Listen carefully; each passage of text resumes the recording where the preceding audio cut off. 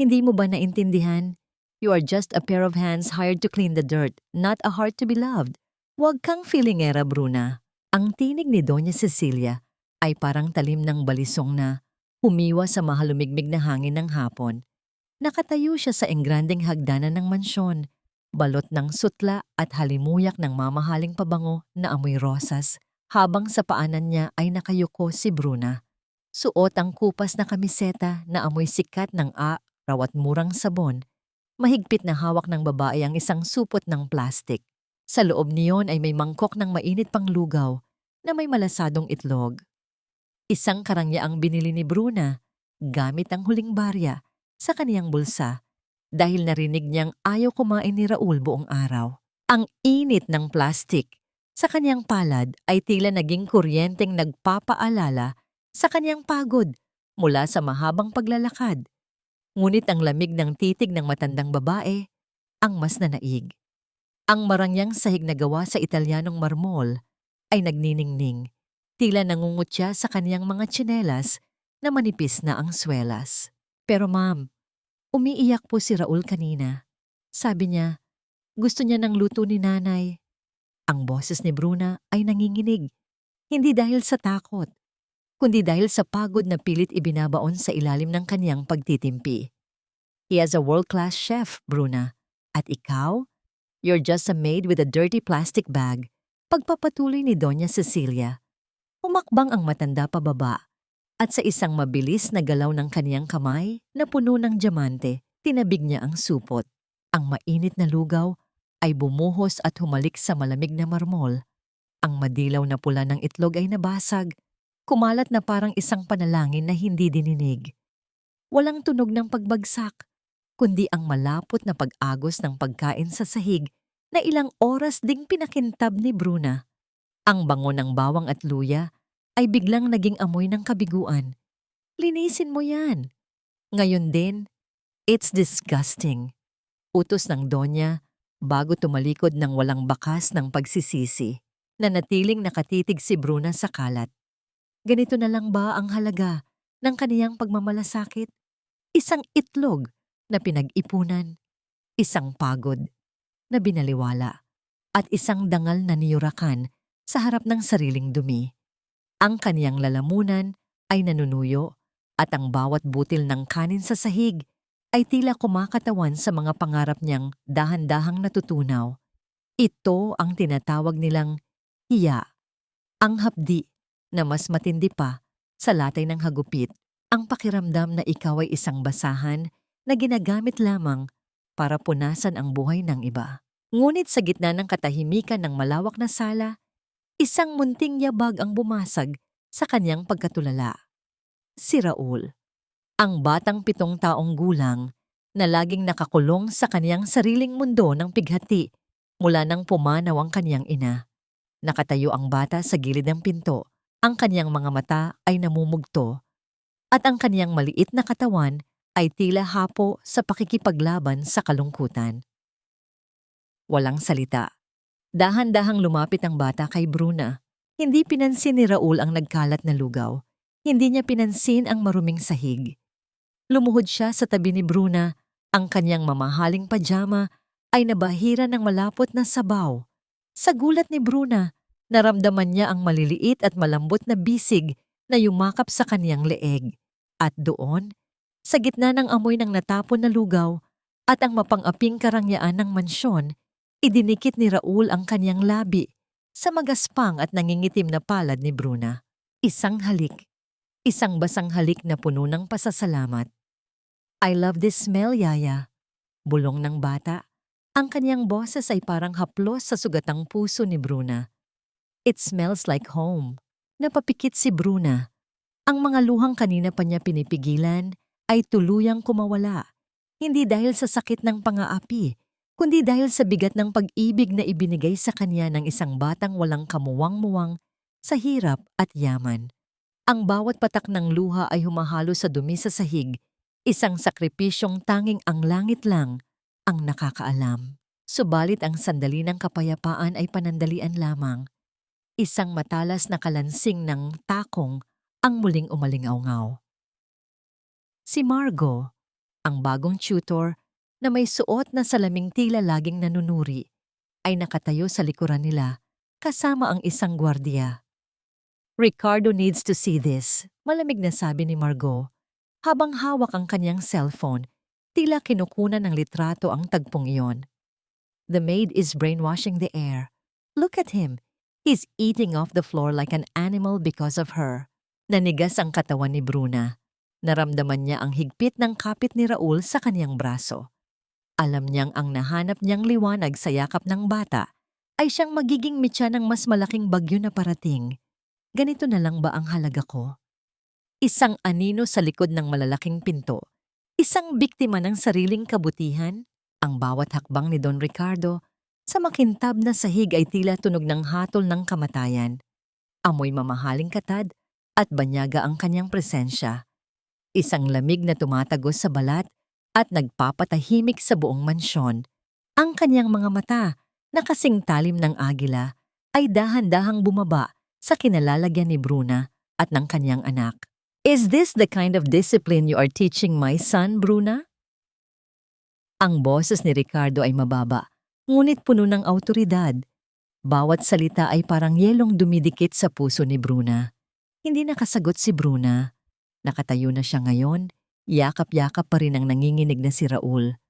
Ang madungis niyang kamiseta ay lalong nagmukhang basahan sa harap ng kintab ng sapatos ni Ricardo. Sir, I caught them eating off the floor. Singit ni Margot. Ang kanyang boses ay punong-puno ng pekeng pag-aalala. I'm so worried about Raul's hygiene and mental state. Ang hirap kasing itama ang behavior ng bata. Kung may mga taong kinukonsinti ang ganitong dumi. Mariing ipinikit ni Bruna ang kanyang mga mata. Ang hiya ay muling gumapang sa kanyang dibdib. Ngunit ang init ng maliliit na kamay ni Raul na nakakapit sa kanyang binti ang nagbigay sa kanya ng lakas. Sir, hindi po dumi ang tawag sa pagmamahal. Mahinang bulong ni Bruna. Gutom lang po ang bata. At ang tanging hinahanap niya ay init ng tahanan. Tahanan? You think this mansion is a pigsty? Singhal ni Doña Cecilia mula sa likuran. Ricardo, itapon mo na ang basurang yan. She is toxic for Raul. Tumingin si Ricardo kay Raul. Ang bata ay tumago sa likod ni Bruna. Tila mas takot sa sariling ama kaysa sa kahit anong multo. Isang kirot ang dumaan sa mga mata ng lalaki. Isang alaala ng kaniyang yumaong asawa na si Sofie.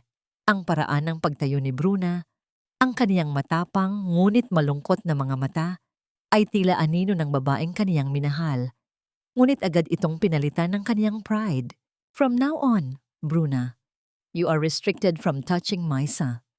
Mariing deklara ni Ricardo. You will stay in the servants' quarters. Ang trabaho mo lang ay linisin ang mga kalat niya. Huwag kang lalapit sa kanya nang walang permiso ni Margot. Is that clear? Ang bawat salita ni Ricardo ay parang pader na unti-unting itinatayo sa pagitan ni Bruna at ng batang nangangailangan sa kanya. Tumalikod ang mga ito. Hila-hila si Raul na pilit lumingon kay Bruna hanggang sa magsara ang malaking pinto ng silid-aralan. Naiwan si Bruna sa gitna ng malawak at malamig na sala.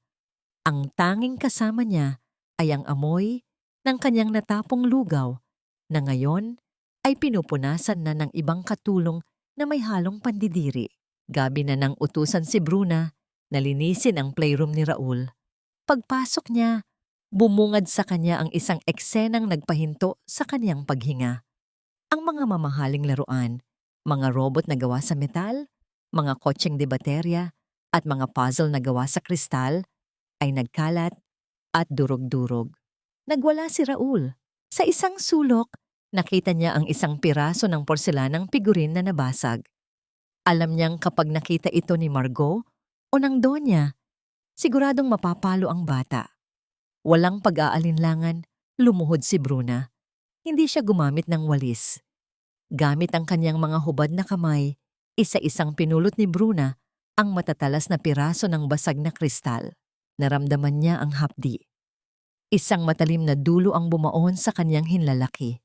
Ang malapot at pulang dugo ay dahan-dahang pumatak, humahalo sa alikabok ng sahig. Hindi siya dumaing, Mas pinili niyang masugatan ang kanyang mga kamay kaysa hayaang ang maliliit na paa ni Raul ang makatapak sa panganib na ito. Ito ang kanyang tahimik na panata, ang maging panangga sa mundong puno ng matitigas na puso. Mula sa madilim na pasilyo, hindi na malaya ni Bruna na may isang pares ng mga mata ang nakamasid sa kanya. Si Ricardo, na hindi makatulog dahil sa bigat ng kanyang loob, ay nakasaksi sa lahat. Nakita niya ang sakripisyo sa gitna ng dilim. Nakita niya ang dugong dumadaloy sa kamay ng babaeng tinawag nilang basura. Sa sandaling iyon, ang yelo sa kanyang puso ay bahagyang nakaramdam ng bitak. Ngunit ang katahimikan ay muling bumasag nang marinig ni Bruna ang isang mahinang iyak mula sa itaas. Hindi iyon iyak ng bata, kundi isang ungol ng paghihirap. Dahan-dahan siyang sumilip sa bahagyang nakabukas na pinto ng kwarto ni Raul. Doon, nakita niya si Margot na may hawak na isang maliit na bote ng kulay asul na likido. Inumin mo ito, Raul. This will make you smart and quiet. Nakangiting sabi ni Margot, ngunit ang kanyang mga mata ay walang kislap ng kabutihan. Para hindi ka na maging pabigat kay Daddy. Drink it now. Nakita ni Bruna ang panginginig ng mga labi ni Raul habang pilit na isinusubo ang kutsara. Ang bote ay walang label, amoy kemikal na matapang at nakakahilo. Alam ni Bruna ang amoy na yon. Ito ang gamot na nagpapatulog sa mga pasyenteng ayaw ng magising. Ang kanyang puso ay tumibok ng mabilis. Ang panganib ay wala sa labas ng mansyon, kundi nasa loob mismo ng kanyang silid. Ang silid-aralan ni Raul ay hindi na mukhang lugar ng karunungan. Ito ay tila isang malamig na laboratorio kung saan ang bawat tawa ay ipinagbabawal. Ang mga dingding na puno ng matatayog na libro ay tila mga higanting nakamasid sa maliit na bata. Doon, sa gitna ng silid, nakaupo si Raul habang si Margot ay nakatayo sa kaniyang likuran. Ang bawat salita ng huli ay parang latay ng latigo na pilit na nagpapakilo sa pagod na isipan ng bata. Sa labas ng pinto, nakaluhod si Bruna habang pinupunasan ang pasilyo. Ang kanyang mga mata ay nakawit sa bahagyang nakabukas na pinto. Nakita niya ang pamumutla ni Raul, ang panginginig ng maliliit nitong daliri habang hawak ang panulat, at ang mga matang tila nawawalan na ng kislap ng buhay. Focus, Raul. You are a Ricardo. You cannot be as slow as the servants in this house. Ang boses ni Margot ay puno ng condescending tone, isang tunog na nagpaparamdam kay Bruna na siya ay isang kulisap na madaling tapakan. Hindi nakatiis si Bruna. Nang lumabas si Margot para kumuha ng tubig, mabilis na pumasok si Bruna sa silid. Amoy ng gamot at tuyong papel ang hangin doon. Lumapit siya kay Raul at hinawakan ng kanyang noo. Nag-aapoy ang bata, ngunit hindi sa lagnat kundi sa pagod. Yaya. Sleepy. Bulong ni Raul, ang kaniyang ulo ay dahan-dahang bumabagsak sa mesa. Mabilis na dinukot ni Bruna mula sa kaniyang bulsa ang isang maliit na bagay na nakabalot sa lumang papel. Ito ay isang piraso ng panutsa. Isang matamis na kending dumi mula sa niyog at asukal na kaniyang binili sa palengke. Ito ang kending nagpapaalala sa kanya ng kaniyang sariling kabataan sa bukid, bago pa man siya naging alipin ng mga pader na ito. Kainin mo ito, anak. Pampagising ng diwa. Bulong ni Bruna. Isinubo ni Raul ang kendi. At sa sandaling iyon, ang tamis ng niyog ay nagbigay ng isang bihirang ngiti sa kaniyang mga labi. Isang maliit na tagumpay sa gitna ng isang malungkot na silid. Ngunit ang tamis ay agad na napalitan ng pait nang biglang bumukas ang pinto. What are you doing? Pinapakain mo siya ng basura? Boses ni Margot ang nagpatayo sa balahibo ni Bruna. Mabilis na kinuha ni Margot ang panutsa mula sa bibig ni Raul at itinapon ito sa basurahan. This is exactly why you're just a maid, Bruna. You have no idea about proper nutrition or education. Stay in your place, which is on the floor, scrubbing. Sir Ricardo said I am the one in charge here. Pagpapatuloy ni Margot habang itinutulak si Bruna palabas. Your ignorance is dangerous. Lumabas si Bruna na ang puso ay kumakaba. Alam niyang may mali. Nakita niya ang bote ng asul na likido sa ibabaw ng lamesa. Isang bote na walang etiketa, isang lihim na lason na itinatago sa ilalim ng pangalang bitamina. Ilang sandali pa, isang nakakatakot na katahimikan ang bumalot sa silid. Wala ang ingay ng paglilipat ng pahina, wala ang boses ni Margot. Ang tanging narinig ni Bruna ay ang mabigat at tuyong tunog ng pagbagsak ng isang maliit na katawan sa sahig na gawa sa kahoy. Tumakbo si Bruna papasok. Si Raul ay nakahiga sa sahig, maputla at hindi humihinga ng maayos. Ang kaniyang mga mata ay bahagyang nakabukas, ngunit walang nakikita. "Raul, anak!" Sigaw ni Bruna. Kinalimutan ng utos na huwag hawakan ng bata. Kinarga niya si Raul, ang bigat ng bata ay tila pasan ng buong mundo. Sa gitna ng kaguluhan, habang tumatakbo ang mga tao patungo sa silid, nakita ni Bruna ang isang mabilis na galaw mula kay Margot. Sa halip na tulungan ng bata, mabilis na dinukot ng tutor ang bote ng asul na likido mula sa lamesa. Sa isang iglap, habang ang lahat ay nakatingin sa nahimatay na si Raul, naramdaman ni Bruna ang isang bagay na dumula sa bulsa ng kaniyang sariling tapde. Isang malamig at maliit na bote. "The maid! She poisoned him!" Sigaw ni Margot. Itinuturo ang bulsa ni Bruna. "Look! She has the medicine. I saw her forcing him to drink it." Dumating si Don Ricardo at Doña Cecilia. Ang kanilang mga muka ay puno ng takot at galit. Tumingin si Ricardo kay Bruna at pagkatapos ay sa bote na nakaungos mula sa kaniyang bulsa. Ang pait ng sitwasyon ay tila isang lason na dahan-dahang pumapatay sa kaniyang pag-asa. "Ganito na lang ba ang halaga ng tiwala ko, Bruna?" Ang boses ni Ricardo ay puno ng puot na hindi kayang tapatan ng kahit anong paliwanag. Hindi makapagsalita si Bruna. Ang hiya ay tila isang malaking bato na nakabara sa kaniyang lalamunan. Paano niya ipapaliwanag ang isang katotohanang walang sino mang gustong maniwala? Ang bawat pintig ng puso ni Bruna ay tila isang tambol na nagbabadya ng kaniyang sariling katapusan.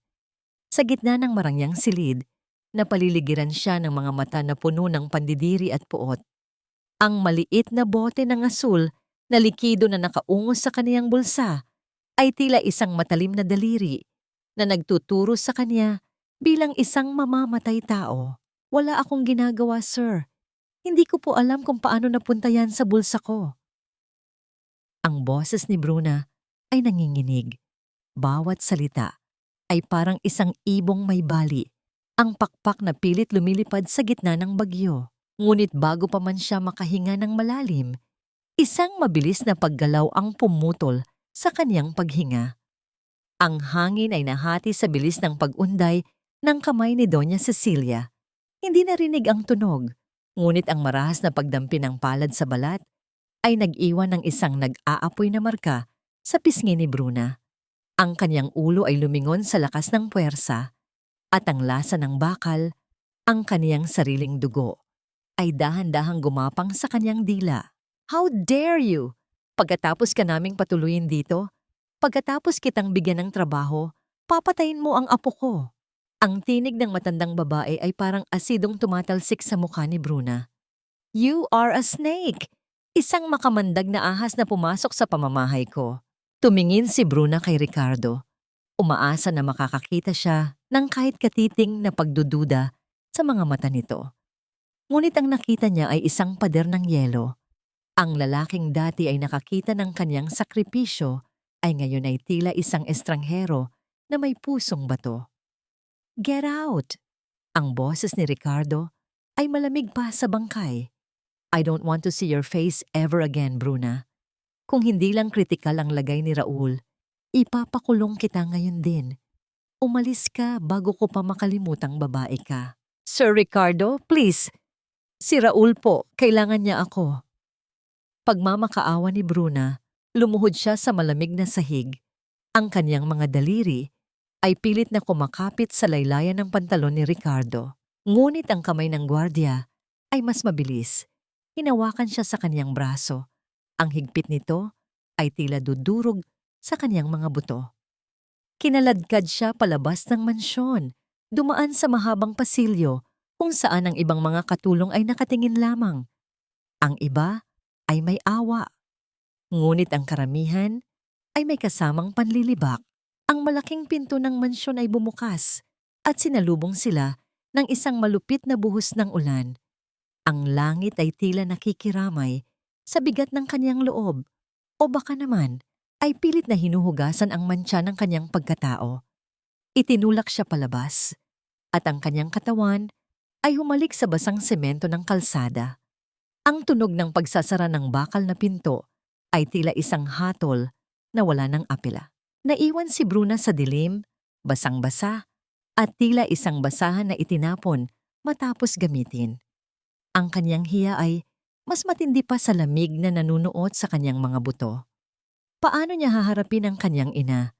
Paano niya mababayaran ang mga utang na kanyang iniwan sa probinsya? Ngunit higit sa lahat, paano na si Raul? Bigla, sa gitna ng kanyang pag-iyak, naalala niya ang mukha ni Raul nang mahimatay ito. Ang pamumutla nito ay hindi normal. Hindi lamang yon basta pagod. Naalala niya ang turo ng kanyang lola sa probinsya tungkol sa mga lasong nagpapatigil sa tibok ng puso. Tumayo si Bruna. Ang kanyang mga binti ay nanginginig. Lumapit siya sa gate ng mansyon at sumigaw sa gitna ng ulan. Ang kanyang boses ay paos at basag. Kuya! Kuya Guard! Sabihin niyo kay Sir Ricardo. Huwag nilang gagamitan ng malamig na tubig ang pampaligo ni Raul. Pakuluin niyo ang dahon ng sambong at ipunas sa kanya.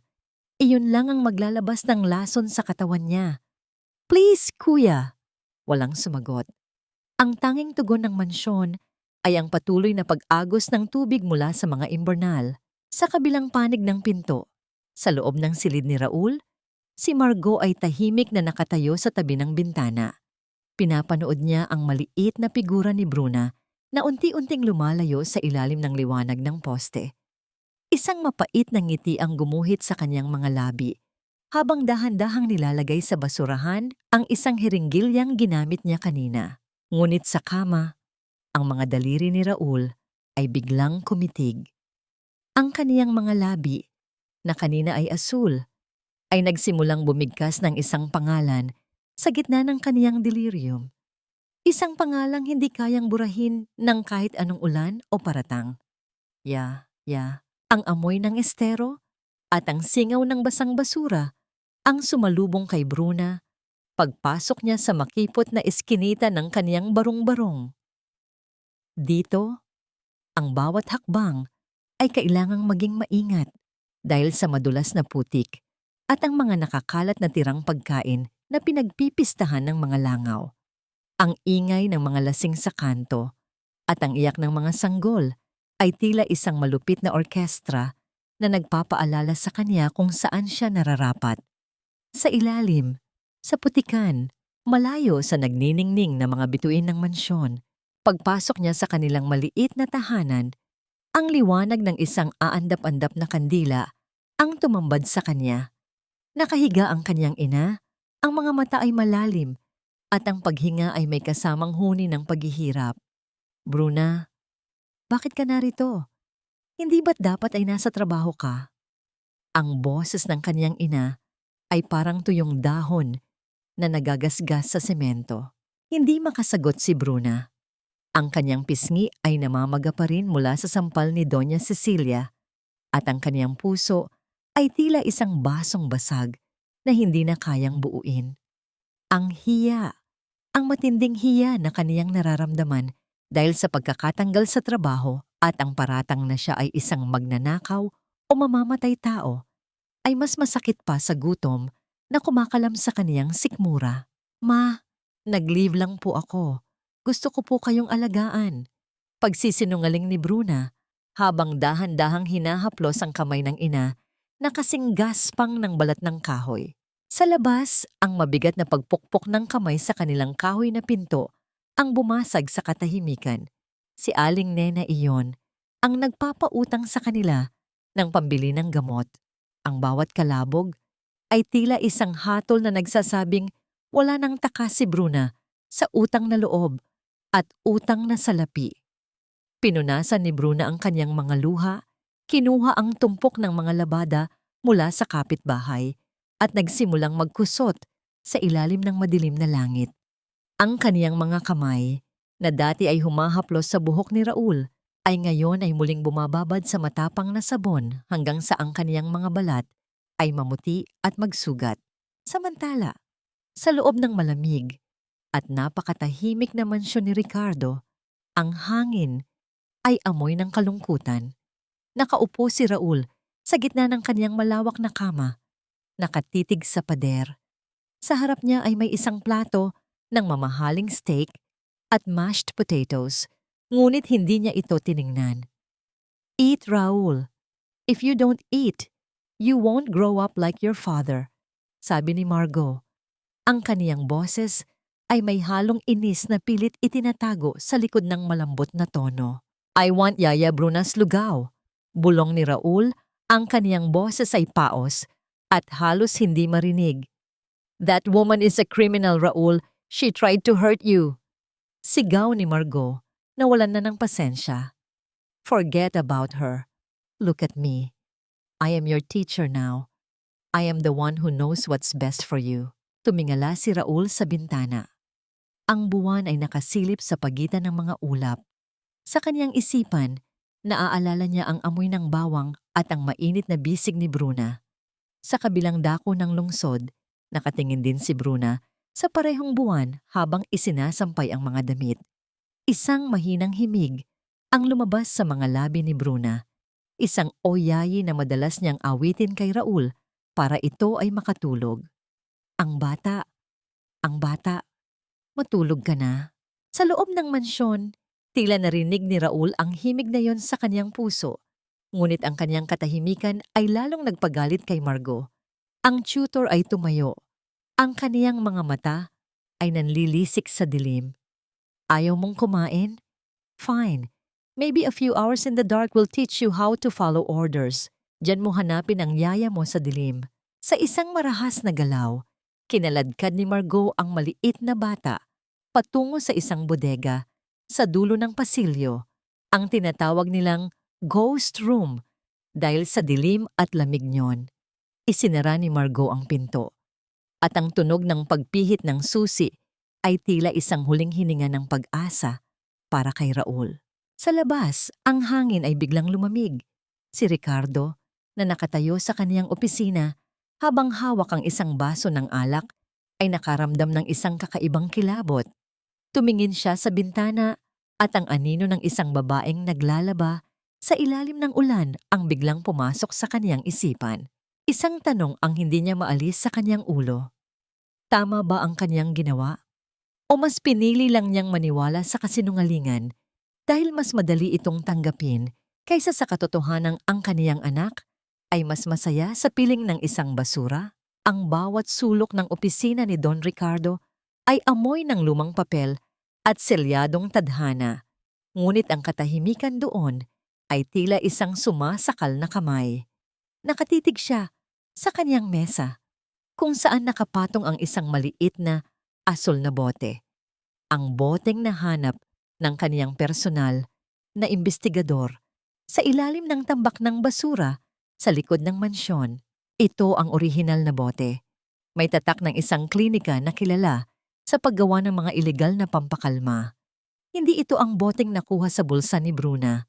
Ang bawat letra sa label ay tila isang sampal sa kaniyang mukha. Naalala niya ang mga mata ni Bruna, ang mga matang puno ng katotohanan na kinalimutan niya dahil sa bugso ng kaniyang galit at ang mapanlinlang na luha ni Margot. What have I done? Ang kanyang bulong, ang boses ay parang basag na kristal. Dali-dali siyang lumabas, kinuha ang kaniyang susi at pinaandar ang kaniyang sasakyan.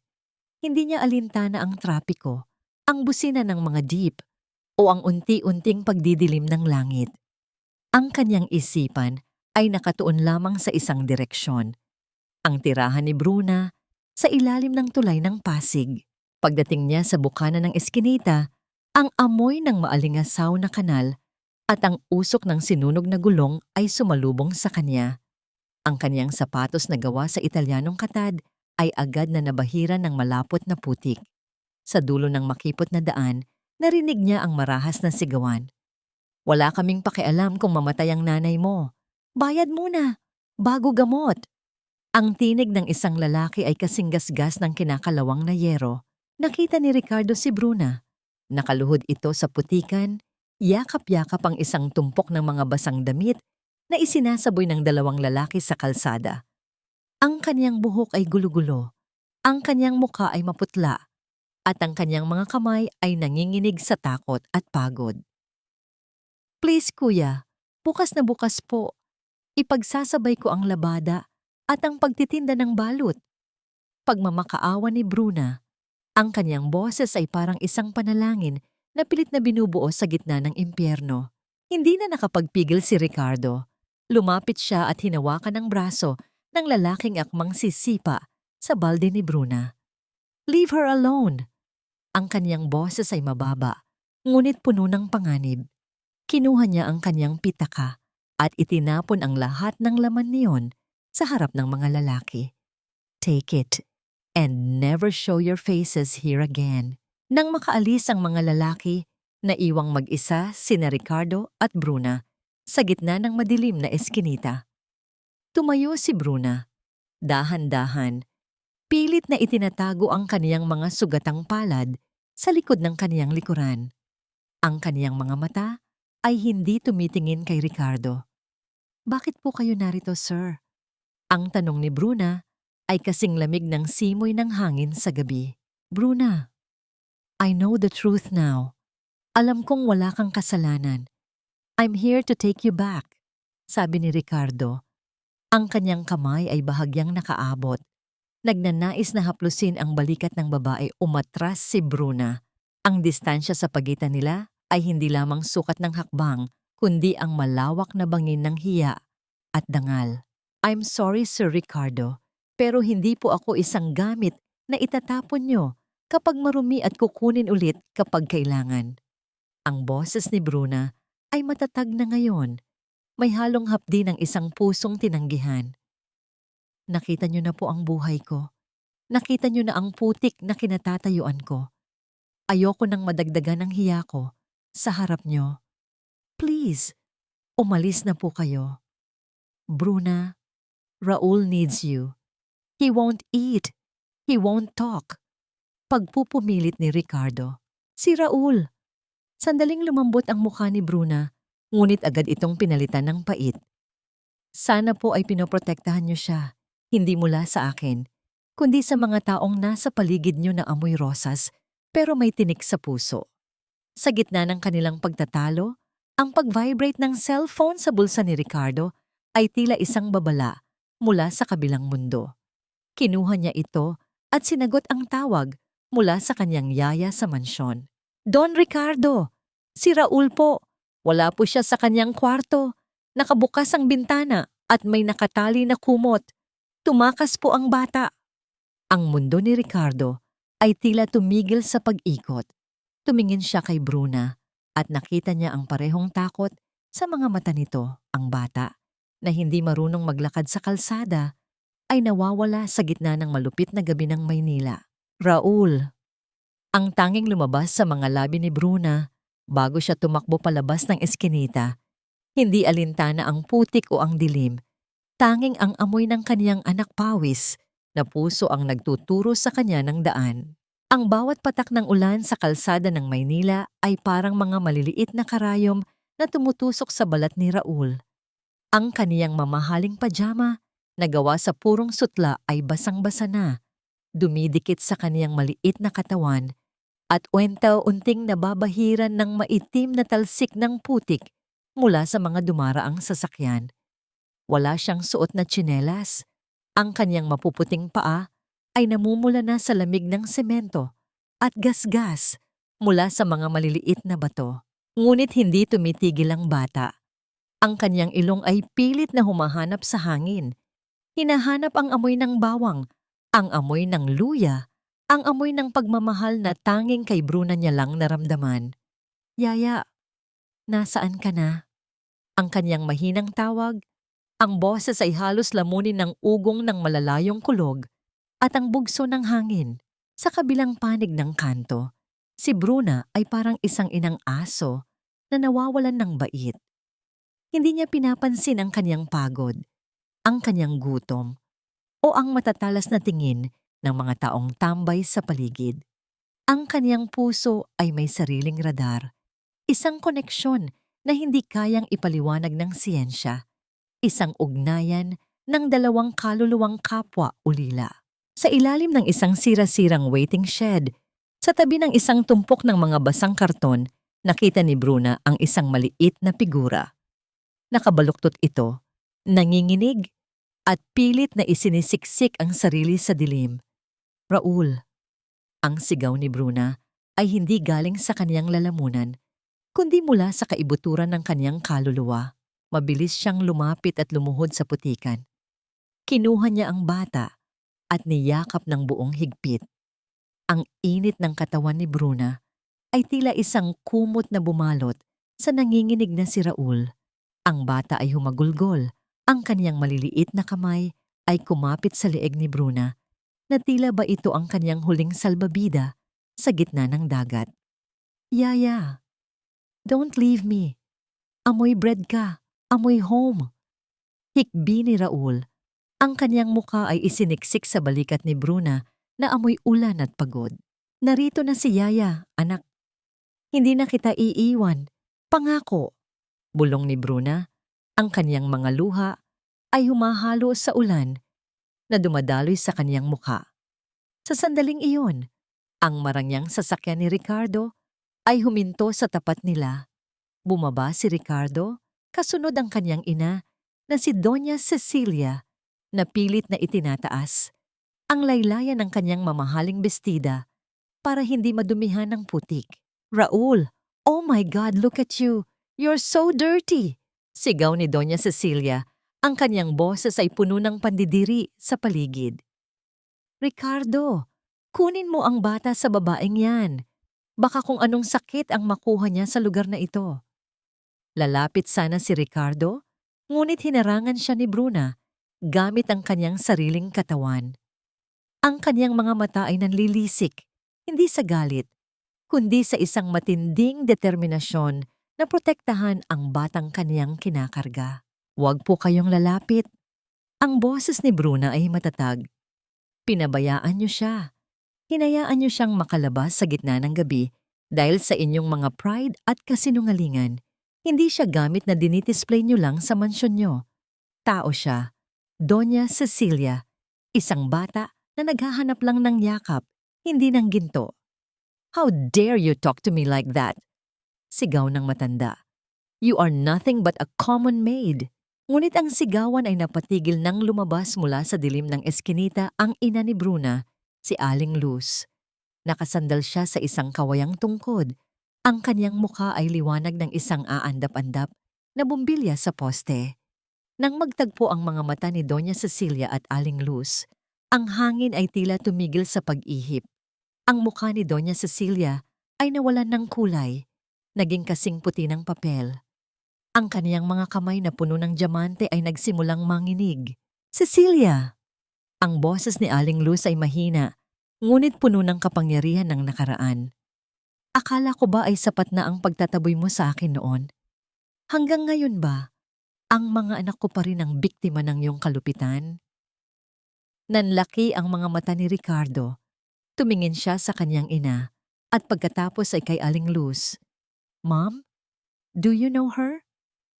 Luz, you're supposed to be dead. Nauutal na sabi ni Doña Cecilia. Ang kanyang boses ay halos hindi lumalabas sa kanyang lalamunan. Tumingin si Aling Luz kay Bruna at pagkatapos ay sa bata na yakap-yakap nito. Bruna, anak, ang batang iyan ay hindi lang basta alaga mo.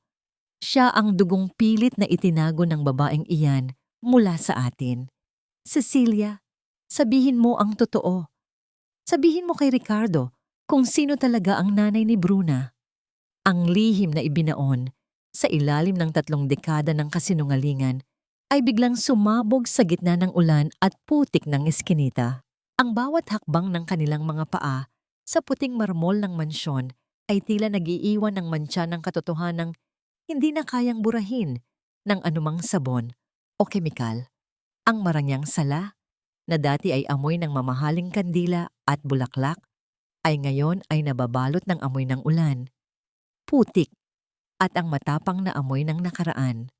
Nakaupo si Aling Luz sa isang selyang ginto. Ang kaniyang dumi mula sa eskinita ay tila isang hamon sa kalinisan ng pamamahay ni Don Ricardo. Sa gitna ng silid, nakatayo si Doña Cecilia. Ang kaniyang mga kamay ay mahigpit na nakakapit sa kaniyang perlas na kwintas na tila ba ito ang kaniyang huling depensa. Luz, huwag kang magsalita ng mga bagay na ikasisira ng pamilyang ito. Ang boses ni Cecilia ay nanginginig, hindi sa galit, kundi sa takot na ang toring kaniyang itinayo ay gumuho sa isang iglap. Ang pamilyang ito ay matagal nang sira, Cecilia. Sinira mo ito nang itago mo ang katotohanan kay Ricardo. Tugon ni Aling Luz. Tumingin siya kay Ricardo, ang kanyang mga mata ay puno ng lungkot. Sir Ricardo, si Sophie ang iyong yumaong asawa, at si Bruna, sila ay magkapatid sa ama. Ang aking asawa, na iyong biyenan, ay may lihim na buhay bago siya pumanaw. At ang iyong ina, ang siyang gumawa ng paraan para itapon kami sa putikan para hindi madungisan ang dangal ng mga Ricardo. Isang nakabibinging katahimikan ang bumalot sa sala. Tumingin si Ricardo kay Bruna, na ngayon ay yakap-yakap si Raul sa isang sulok. Ang mukha ni Bruna, ang kaniyang mga mata, ang paraan ng kaniyang pagngiti. Lahat ng yon ay tila mga piraso ng puzzle na ngayon lang nabuo sa isipan ni Ricardo.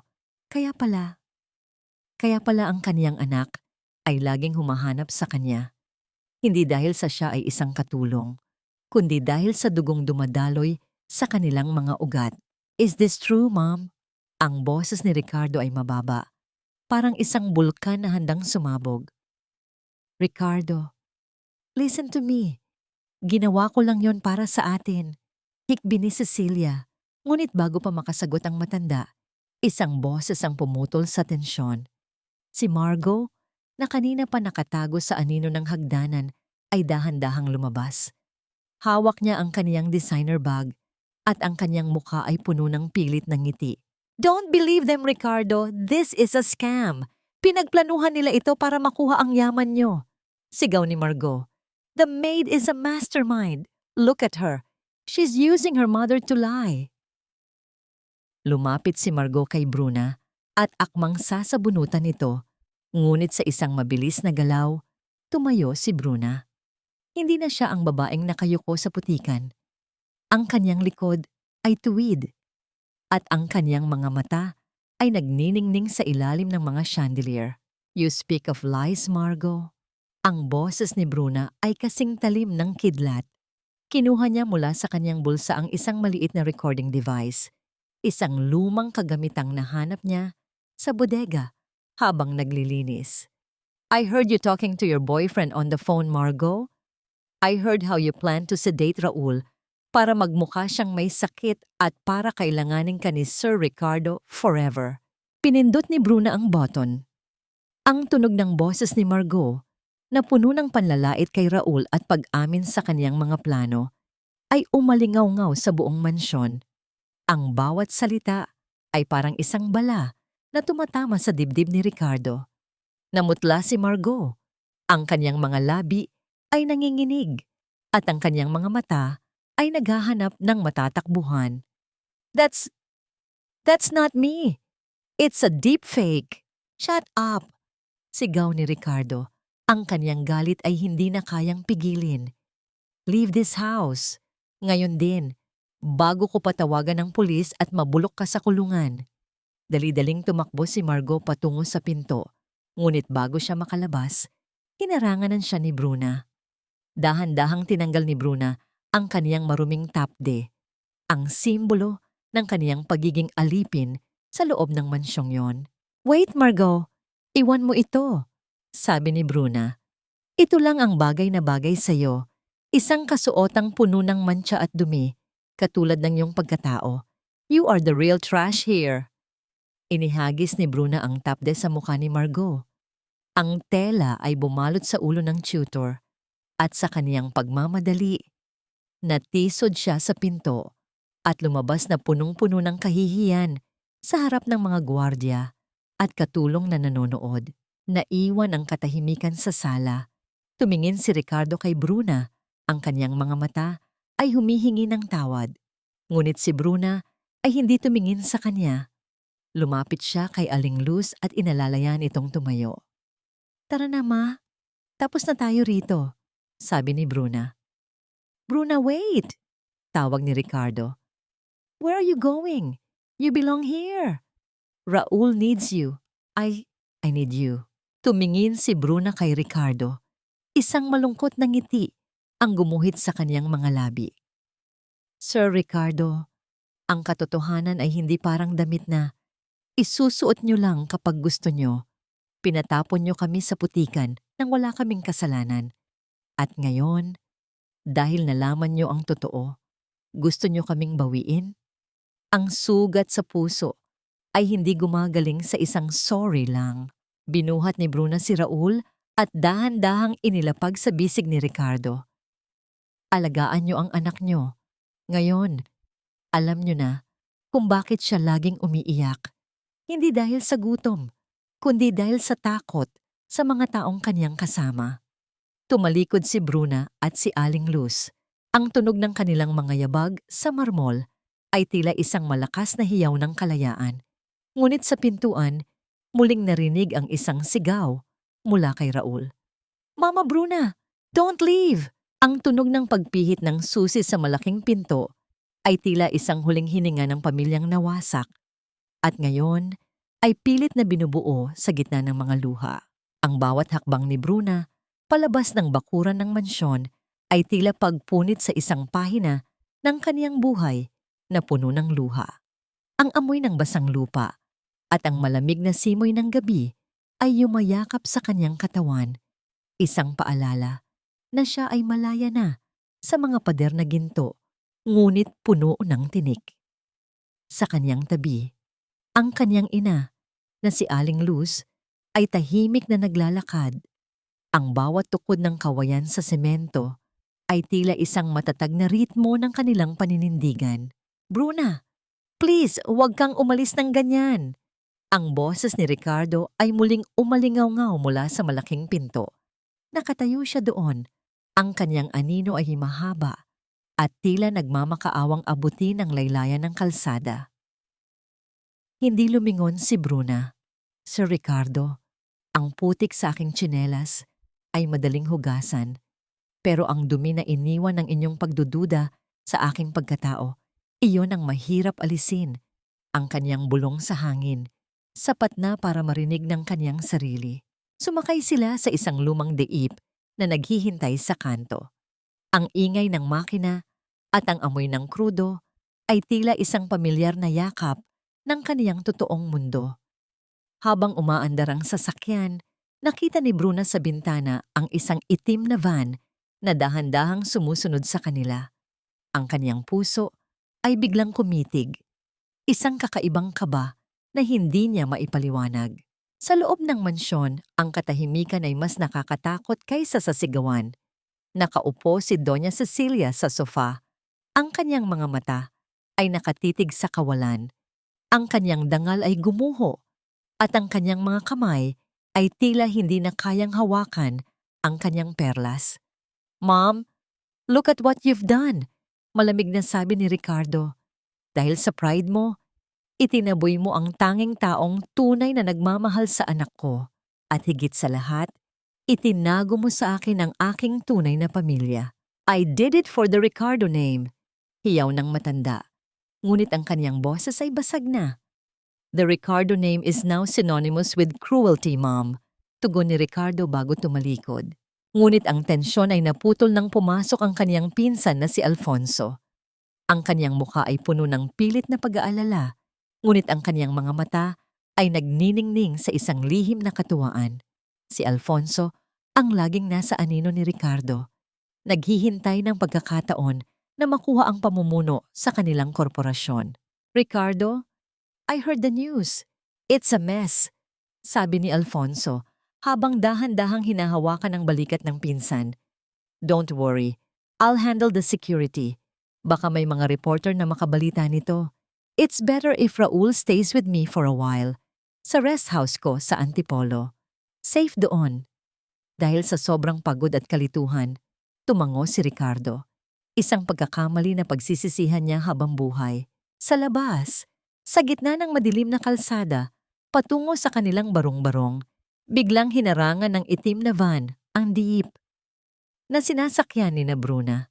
Ang pagkiskis ng goma sa aspalto ay nag-iwan ng isang matapang na amoy ng sunog na goma. Lumabas ang tatlong lalaking nakamaskara. Walang salita. Kinaladkad nila si Bruna palabas. Ang kaniyang ina ay itinulak sa gilid. Ang kawayang tukod nito ay nabali sa gitna. "Bruna! Anak!" Sigaw ni Aling Luz, ang kaniyang boses ay nalunod sa ugong ng makina ng van. "Dalhin niyo na siya. Alfonso wants the heir and the maid together. Isang bagsakan na lang." Ang boses ng isa sa mga lalaki ay kasing lamig ng bakal. Sa loob ng van, nanlaki ang mga mata ni Bruna nang makita niya ang isang maliit na figurang nakatali at may busal sa bibig sa sulok ng sasakyan. Si Raul, ang bata, ay nanginginig. Ang kanyang mga mata ay puno ng luha. Nang makita niya si Bruna, ang kanyang takot ay napalitan ng isang mahinang ungol ng pag-asa. Niyakap ni Bruna ang bata, kahit na ang kaniyang sariling mga kamay ay nakatali na rin. Ang amoy ng takot at ang init ng kanilang mga hininga ay humahalo sa madilim na espasyo ng van. Ngayon, hindi na lamang ito laban para sa dangal. Ito ay laban para sa kanilang mga buhay. "Huwag kang matakot, Raul. Narito na si Yaya," bulong ni Bruna, habang ang sasakyan ay mabilis na lumalayo sa liwanag ng lungsod patungo sa kailaliman ng kagubatan. Ngunit sa labas ng van, isang matalas na tunog ng pagpihit ng baril ang narinig ni Bruna. Ang kaniyang dugo ay tila naging yelo. Alam niyang ang biyaheng ito ay maaaring wala ng balikan. Ang hangin sa loob ng abandonadong rest house sa Antipolo ay amoy ng lumang kahoy, alikabok, at ang nakakasulasok na samyo ng kalawang. Malayo sa nagniningning na mga ilaw ng Maynila, ang katahimikan dito ay tila isang malapot na kumot na dahan-dahang sumasakal sa paghinga ni na Bruna at Raul. Nakagapos ang kanilang mga kamay sa isang kinakalawang na poste. Ang bawat galaw ay nag-iiwan ng gasgas sa kanilang balat na kasing hapdi ng katotohanang hinarap nila. Sa harap nila, nakatayo si Alfonso. Wala na ang kaniyang mapanlinlang na ngiti. Ang kanyang mga mata ay nagniningning sa ilalim ng aandap-andap na bumbilya, puno ng isang kasakiman na walang kinikilalang kadugo. "Utang na loob, Alfonso. Pinsan mo si Ricardo. Pamangkin mo si Raul." Ang boses ni Bruna ay paos, ngunit may bahid ng panunumbat. "Paano mo nagagawang itaya ang buhay ng isang bata para lang sa pera?" Tumawa si Alfonso, isang tunog na walang katuwaan, kundi puno ng pait. "Utang na loob? Kay Ricardo? Ilang taon akong nagtrabaho sa anino niya. Ako ang gumagawa ng maruming trabaho, pero siya ang laging bida. Ngayong wala na si Sofia at may lumitaw pang bastarda na katulad mo. Hindi ko hahayaang mapunta sa inyo ang lahat." Dahan-dahang kinuha ni Alfonso ang isang matalim na balisong mula sa kaniyang bulsa. Ang talim nito ay kumikislap, tila nangungutya sa dilim. Lumapit siya kay Raul, na ngayon ay nanginginig na sa takot. Ang kaniyang maliliit na hikbi ay tila mga saksak sa puso ni Bruna. "Don't worry, Raul. Isang mabilis na tulog lang ito. Sasabihin ko sa daddy mo na ang yaya mo ang pumatay sa iyo bago siya nagpakamatay," bulong ni Alfonso habang itinataas ang patalim. Sa isang iglap, ang lahat ay tila bumagal. Ang paghinga ni Bruna ay tumigil at ang kaniyang instinct bilang isang ina, hindi man sa dugo, kundi sa puso, ang nanaig. Sa isang marahas na paghila, nagawa niyang paluwagin ang kanyang gapos, ang kanyang mga pulso, ay nagmantsa ng dugo sa talim ng lubid. Nang iunday ni Alfonso ang patalim patungo sa maliit na dibdib ni Raul, mabilis na hinarang ni Bruna ang kanyang sariling katawan. Ang matalas na bakal ay bumaon sa kanyang likuran. Hindi siya sumigaw. Ang narinig lamang sa loob ng silid ay ang malalim at mabigat na pagbuga ng hangin mula sa kanyang lalamunan. Ang init ng kanyang sariling dugo ay dahan-dahang gumapang, bumabasa sa kanyang lumang kamiseta, humahalo sa amoy ng alikabok at kalawang. Yaya! Ang hiyaw ni Raul ay nagpayanig sa buong rest house. Kasabay nito, ang malaking pinto ng bodega ay bumukas ng malakas. Ang liwanag ng mga flashlight ng mga pulis at ang anino ni Ricardo ay pumasok sa silid. Sa gitna ng kaguluhan, nakita ni Ricardo ang kaniyang pinsan na may hawak na dugo ang patalim at si Bruna na dahan-dahang bumabagsak sa sahig. Yakap-yakap pa rin ang kaniyang anak. Alfonso! Ang sigaw ni Ricardo ay puno ng puot.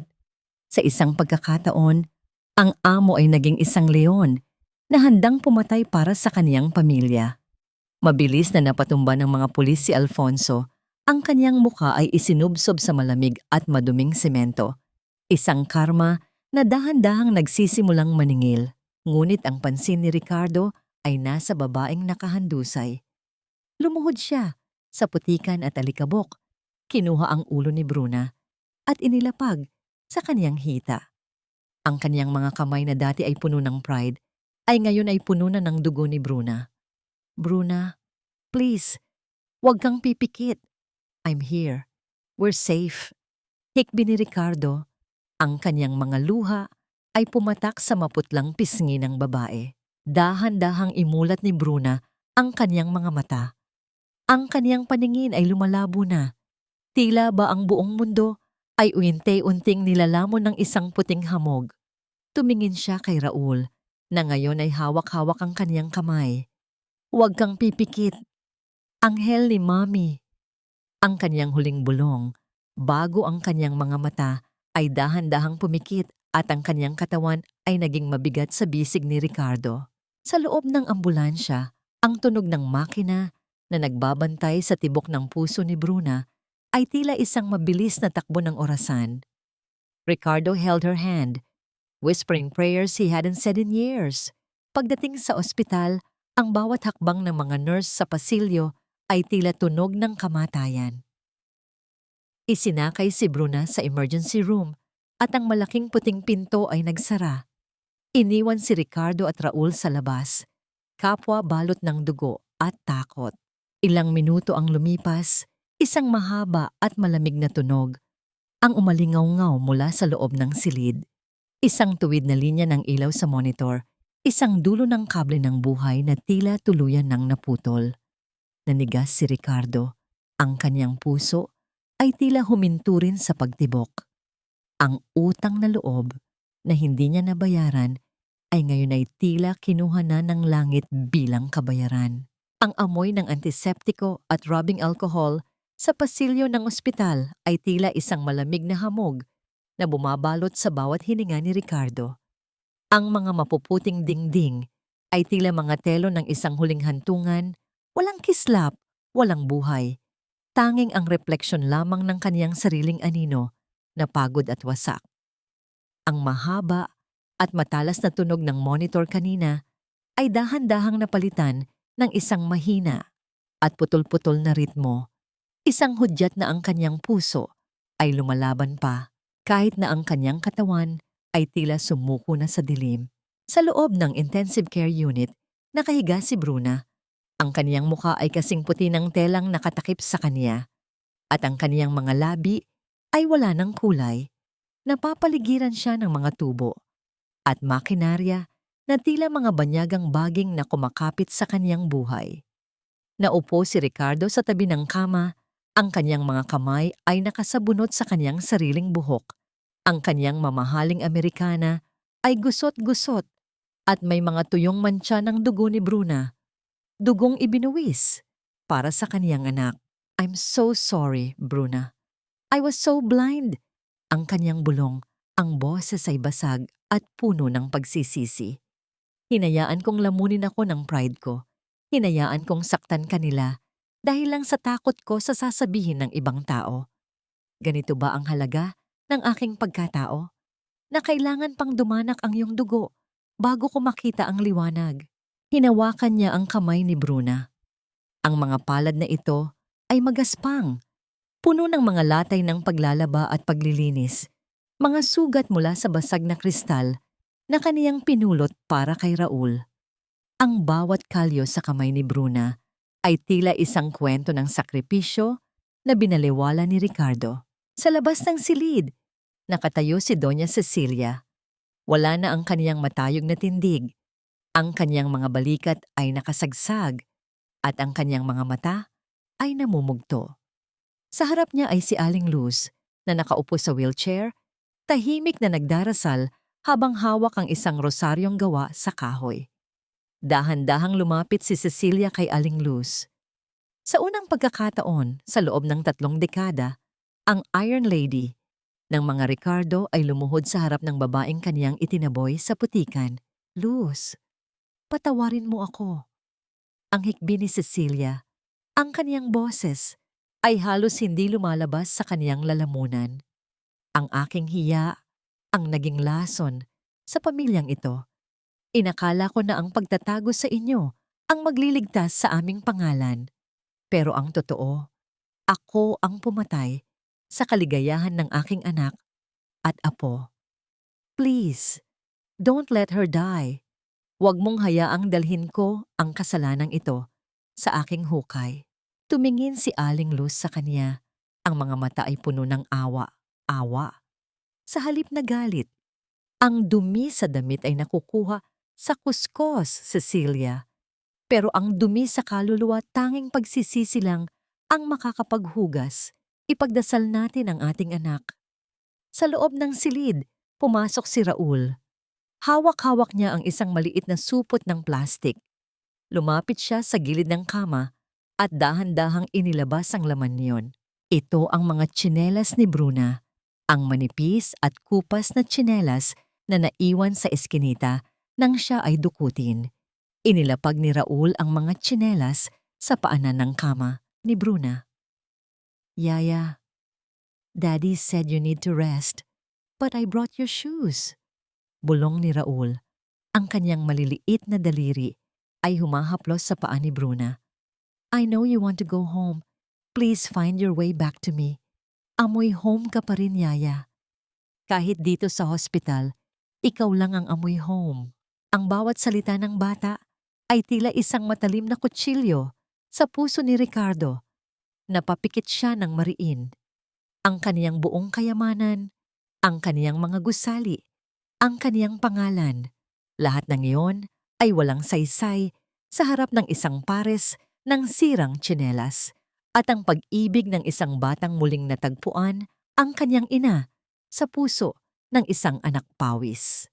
Bigla, ang tuyo at malamig na tunog ng monitor ay nagkaroon ng isang kakaibang kumpas.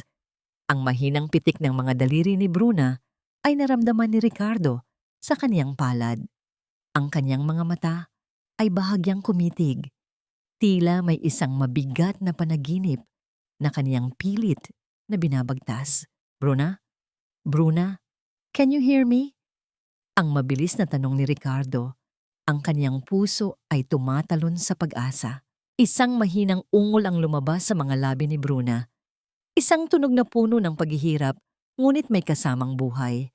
Sa kaniyang isipan, nakita niya ang anino ng kaniyang kapatid na si Sofia sa isang malawak at maliwanag na hardin. Sofia was smiling, pointing back towards the light, towards the small hand that was holding hers. Dahan-dahang imulat ni Bruna ang kaniyang mga mata. Ang unang nakita niya ay ang malabong figura ni Raul at ang mga luhang dumadaloy sa mukha ni Ricardo. Nasaan? Si Raul? Ang kaniyang paos na tinig, ang unang inisip ay ang kaligtasan ng bata bago ang kaniyang sarili. Narito ako, Yaya. Narito ako. Sigaw ni Raul. Isinisiksik ang kanyang mukha sa kamay ni Bruna. Ngunit sa gitna ng sandali ng muling pagsilang, ang pinto ng ICU ay bumukas at pumasok ang isang pulis. Ang kaniyang mukha ay seryoso. Hawak ang isang folder na may tatak ng National Bureau of Investigation. Don Ricardo, we found something else in Alfonso's phone. Hindi lang kidnap for ransom ang plano niya. May iba pang kasabwat na nasa loob mismo ng bahay niyo bago pa man dumating si Margot. Isang tao na matagal nang nagnanakaw sa inyo at siyang tunay na pumatay sa preno ng sasakyan ni Sofia noon. Nanigas ang buong silid. Ang karma ay tila hindi pa tapos maningil at ang mga anino ng nakaraan ay dahan-dahang lumalabas sa dilim. Ang bawat paghinga ni Bruna ay hindi na isang pakikipagbuno sa kamatayan, kundi isang dahan-dahang pagtanggap sa liwanag ng umaga. Ang amoy ng antiseptiko sa kaniyang paligid ay unti-unting napapalitan ng halimuyak ng mga sariwang sampagita na dala ni Raul, isang amoy na nagpapaalala sa kaniya ng mga simpleng pangarap na kaniyang binitawan noong siya ay pumasok sa mansyon. Ang kaniyang katawan ay mahina pa rin. Ang sugat sa kaniyang likuran ay kumikirot sa bawat bahagyang galaw, ngunit ang kaniyang puso ay tila nakahanap na ng sariling kapayapaan. Nakatayo si Ricardo sa tabi ng bintana. Ang kaniyang anino ay mahaba sa puting sahig. Tumingin siya kay Bruna at sa unang pagkakataon, hindi na amo ang nakita ni Bruna sa kaniyang mga mata, kundi isang lalaking hubad ang katotohanan at puno ng pagsisisi. Bruna? Narinig mo ba ang sinabi ng pulis? Ang kaniyang boses ay mababa, may halong pagod. Si Mang Nestor, ang ating mayordomo, siya ang matagal ng kasabwat ni Alfonso. Siya ang pumatay sa preno ng sasakyan ni Sofia noon para makuha ni Alfonso ang shares sa kumpanya. At siya rin ang naglagay ng lason sa bulsa mo para itaboy ka. Pumikit ng mariin si Bruna. Naalala niya ang matandang lalaki na laging tahimik sa kusina. Ang taong akala niya ay kasing buti ng kanyang ama. Ang katotohanan ay tila isang malupit na biro. Ang mga taong pinagkakatiwalaan mo sa loob ng bahay ang siyang naghuhukay ng iyong libingan. Everything is clear now, Bruna. Pagpapatuloy ni Ricardo, lumapit siya at kinuha ang isang folder mula sa kaniyang bag. This is a deed of donation. Half of Sofia's estate belongs to you. You are a Ricardo by blood, Bruna. You don't have to work as a maid ever again. Gusto kong manatili ka sa mansyon, hindi bilang empleyado, kundi bilang katuwang ko sa pagpapalaki kay Raul, bilang asawa ko. Nanatiling tahimik si Bruna. Tumingin siya sa kaniyang mga kamay na nakapatong sa puting kumot. Ang mga daliring may peklat mula sa pagkayod. Ang kalyong, hindi mabubura ng kahit anong mamahaling lotion. Ang bawat sugat na ito ay kaniyang dangal. Sir Ricardo, salamat po sa alok niyo. Ang boses ni Bruna ay matatag. Walang bahid ng pag-aalinlangan, pero hindi ko po kailangan ang kalahati ng inyong yaman para maging isang Ricardo. At hindi ko po kailangang magpakasal sa inyo para lang magkaroon ng pangalan. What do you mean? Kunot noong tanong ni Ricardo. Ang dangal ko po ay hindi nabibili ng ginto. Gusto ko pong lumabas sa ospital na ito na hindi dala ang inyong pera, kundi ang aking pagkatao. Paliwanag ni Bruna. Gusto ko pong mag-aral. Gusto ko pong maging isang guro o isang social worker para makatulong sa mga batang katulad ni Raul na walang boses. Gusto ko pong patunayan sa sarili ko na ang isang anak pawis ay kayang tumayo sa sariling mga paa nang walang tulong ng isang donyo. Isang matagal na katahimikan ang namayani sa pagitan nila. Ang tanging maririnig ay ang mahinang paghampas ng hangin sa kurtina ng bintana. Tumingin si Ricardo kay Bruna at doon niya naintindihan, hindi kailanman naging alipin si Bruna. Ang kaniyang puso ay mas malaya pa kaysa sa kahit sinong mayamang kaniyang nakilala. But Raul needs you, bulong ni Ricardo. Hinding-hindi ko po iiwan si Raul, sir. Pero bibisitahin ko siya bilang kaniyang tita, bilang kaniyang pamilya, hindi bilang kaniyang yaya na laging nakatago sa kusina. Sagot ni Bruna, isang maliit na ngiti ang gumuhit sa kaniyang mga labi. Hahayaan ko po kayong manligaw, si Ricardo. Pero sa tamang paraan, manligaw kayo sa isang Bruna na may sariling pangarap, hindi sa isang Bruna na inyong kinakaawaan. Natawa ng mahina si Ricardo, isang tunog na may halong paghanga. You really are different, Bruna. You are more like Sofia than I thought. Samantala, sa labas ng ospital, ang balita tungkol sa pagkakadakip kay Alfonso at Mang Nestor ay naging mitya ng malaking iskandalo sa lipunan. Si Margot, na ngayon ay nawalan na ng lisensya at pangalan, ay nakitang naglalakad sa kalsada, pilit na itinatago ang kanyang mukha mula sa mga taong kumukutya sa kanya.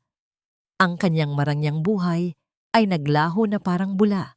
Naiwan siyang mag-isa sa dilim ng kanyang sariling kasamaan. Pagkalipas ng ilang linggo, lumabas si Bruna sa ospital. Hindi siya sumakay sa kotse ni Ricardo. Sa halip, isinuot niya ang kaniyang lumang tsinelas, ang tsinelas na binalik sa kanya ni Raul. Sa bawat hakbang niya palayo, sa puting gusali, naramdaman niya ang init ng semento at ang yakap ng hangin. Dumaan siya sa isang tindahan at bumili ng isang pirasong panutsa. Ang tamis nito sa kaniyang dila ay tila lasa ng kaniyang tagumpay. Tumingala siya sa langit at huminga ng malalim. Hindi na ako anino sa dilim, ang kaniyang bulong. Ngunit sa gitna ng kaniyang paglalakad, naramdaman niya ang isang pamilyar na presensya. Sa dulo ng kalsada, nakatayo si Ricardo kasama si Raul.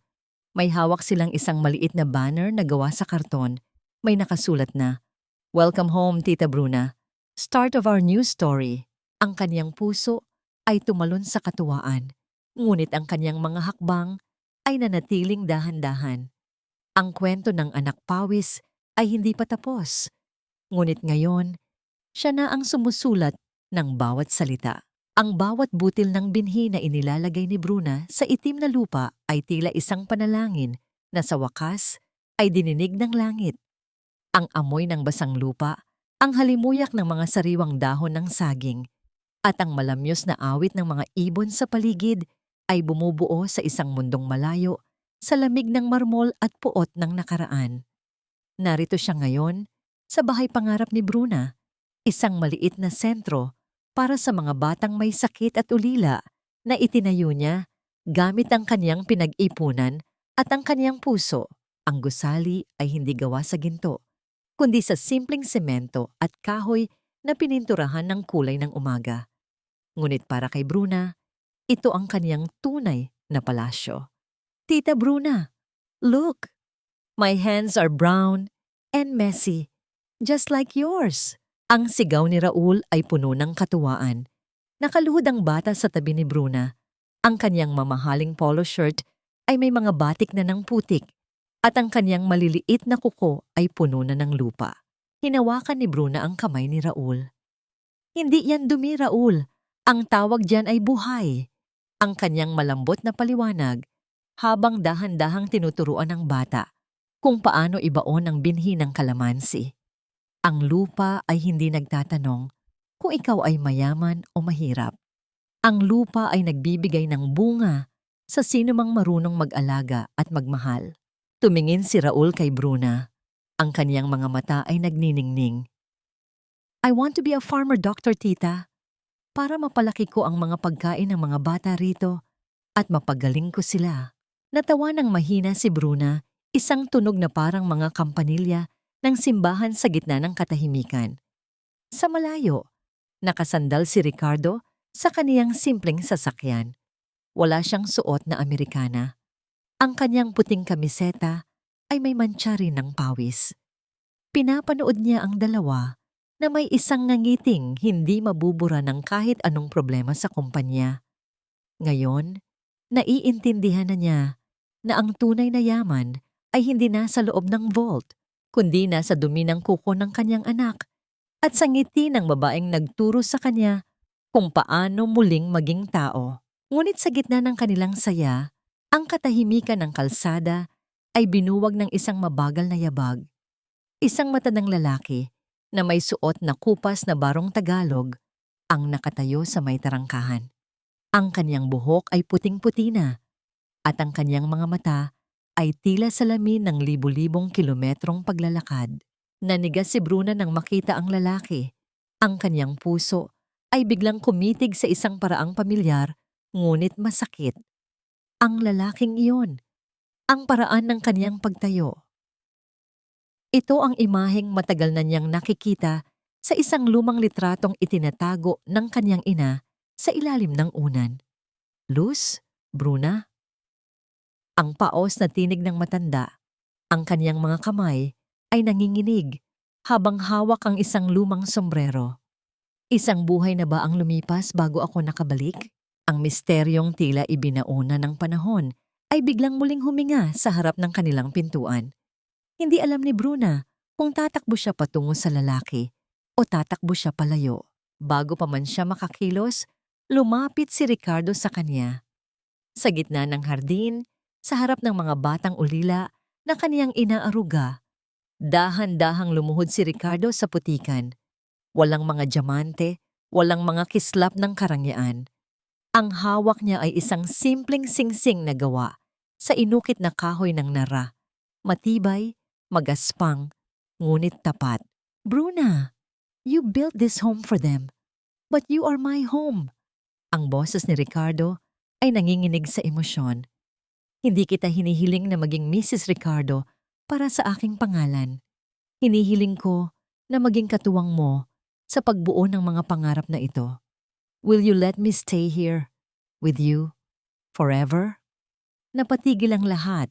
Ang hangin ay tila huminto sa pag-ihip. Naghihintay sa sagot ng anak pawis na ngayon ay reyna na ng sarili niyang tadhana. Tumingin si Bruna sa singsing na kahoy, pagkatapos ay sa matandang lalaki sa tarangkahan at huli ay sa mga mata ni Ricardo. Ang kaniyang buhay ay tila isang malaking agos ng tubig na dahan-dahang nakakatagpo ng kaniyang dalampasigan. Sir Ricardo? Ang kaniyang simula. Ngunit bago niya matapos ang pangungusap, isang malakas na hiyaw mula sa loob ng bahay ang pumutol sa sandali. Si Aling Luz ay nakatayo sa veranda, ang kaniyang mukha ay tila nakakita ng isang multo mula sa nakaraan. Emilio? Ikaw ba yan? Ang muling pagkikita na magbabago sa lahat ng kanilang nalalaman ay kumatok na sa kanilang pinto. Ang bawat hibla ng liwanag na tumatagos sa mga dahon ng mangga sa hardin ng bahay pangarap ay tila mga gintong daliri na humahaplos sa sugatang nakaraan ni Bruna at Aling Luz. Ang hangin ay amoy ng pinitpit na luya at sariwang pandan mula sa kusina. Isang samyo na nagbibigay ng kapanatagan sa pusong matagal na naging bilanggo ng lungkot. Sa harap ng tarangkahan, ang matandang lalaking si Emilio ay nanatiling nakatayo. Ang kaniyang mga mata ay tila dalawang lawan ng pagsisisi na handang umapaw sa anumang sandali. Luz, patawarin mo ako. Ang boses ni Emilio ay parang isang mahinang ihip ng hangin sa gitna ng kakahuyan. Tinakot ako ni Cecilia noon. Sabi niya, papatayin niya kayo ni Bruna kung hindi ako lalayo. Akala ko, sa pag-alis ko, magiging ligtas kayo. Pero ang totoo, iniwan ko kayo sa gitna ng impyerno habang ako ay nagtatago sa sarili kong hiya. Dahan-dahang lumapit si Aling Luz, ang kaniyang paglakad ay hindi na kasing bilis ng dati, ngunit ang bawat hakbang ay puno ng bigat ng 3 dekada. Hinawakan niya ang magaspang at nanginginig na kamay ni Emilio. Walang sigawan, walang sumbatan. Ang narinig lamang ay ang mahaba at malalim na paghinga ng dalawang kaluluwang sa wakas ay muling nagtagpo sa takip silim ng kanilang buhay. Ang luha ni Aling Luz na pumatak sa barong ni Emilio ay tila sapat na para hugasan ang lahat ng pait. Tumingin si Bruna sa kaniyang mga magulang. Ang kaniyang puso ay tila isang saradong bulaklak na dahan-dahang bumubuka sa ilalim ng init ng araw. Lumingon siya kay Ricardo na nananatiling nakaluhod sa putikan, hawak ang singsing na gawa sa kahoy ng nara. Sir Ricardo, tumayo po kayo, bulong ni Bruna habang inaalalayan niya ang lalaki. Hinawakan niya ang kamay ni Ricardo. Naramdaman ang init niyon at ang mabilis na tibok ng pulso nito. Hindi ko po kailangan ng pangako ng bituin. Ang gusto ko lang ay ang makasama kayo sa pagtatanim ng mga binhi rito sa lupang ito. Tinatanggap ko po ang inyong singsing, hindi dahil asawa kita, kundi dahil ikaw ang katuwang ng aking kaluluwa. Isang mahigpit na yakap ang nagbuklod sa kanila. Ang amoy ng pawis ni Ricardo na humalo sa amoy ng lupa sa damit ni Bruna ay naging pabango ng kanilang bagong simula.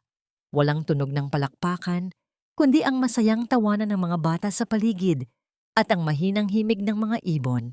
Isang taon ang lumipas. Ang mansyon ng mga Ricardo ay hindi na ang malamig at nakakatakot na palasyo ng dati. Ang mga bintana nito ay laging nakabukas. Hinahayaang pumasok ang liwanag at ang amoy ng luto ni Bruna mula sa kusina. Si Doña Cecilia ay nananatili sa isang tahimik na bahagi ng mansyon. Wala na ang kanyang mga diamante. Ang kaniyang mga kamay ay abala na ngayon sa paggagansilyo ng mga kumot para sa mga bata sa center ni Bruna. Ang kaniyang mukha ay may mga linyang iniwan ng katandaan, ngunit ang kaniyang mga mata ay mayroon ng kapayapaan. Sa kaniyang tabi, madalas siyang binibisita ni Aling Luz at ang dalawang matandang babae ay tahimik na naghahati sa isang tasa ng mainit na tsokolate, isang pagkakaibigang nabuo sa gitna ng mga abo ng nakaraan. Samantala, sa loob ng kulungan, si Alfonso at Mang Nestor ay nahaharap sa habambuhay na pagkabilanggo. Ang kanilang tanging kasama ay ang malamig na semento at ang amoy ng kani-kanilang mga kasalanan. Si Margot naman ay huling nakitang naglalako ng mga murang gamit sa palengke. Ang kanyang dating nagniningning na balat ay tila naging kasing pait ng kanyang kapalaran. Ang karma ay hindi isang mabilis na bagyo, kundi isang dahan-dahang pag-agos ng tubig na laging nakakahanap ng katarungan. Isang hapon, sa hardin ng bahay pangarap, nagaganap ang isang simpleng selebrasyon. Si Bruna, na ngayon ay nag-aaral na para maging isang lisensyadong guro, ay nakaupo sa ilalim ng puno kasama si Raul. Ang bata ay malusog na, ang kanyang mga mata ay puno ng kislap at talino. Mommy Bruna, look! The calamansi tree we planted, it has fruits now, sigaw ni Raul. Sabay abot ng isang maliit na bunga kay Bruna. Kinuha ni Bruna ang bunga, inamoy ang sariwang bangonyon, at tumingin kay Ricardo na paparating dala ang isang tray ng merienda. Ang kanyang singsing na kahoy ay nagniningning pa rin sa kanyang daliri. Mas maganda pa sa kahit anong diamante sa mundo. Ang bawat pait, Raul, ay may katumbas na tamis kung marunong tayong maghintay sa tamang panahon. Bulong ni Bruna. Idinikit ni Raul ang kaniyang labi sa pisngi ni Bruna. Isang napainit na halik. Ang halik ng anak pawis na naging mitya ng kanilang kaligtasan. Sa sandaling iyon, ang Ranjoy Jaungeo ay tuluyan ng naglaho.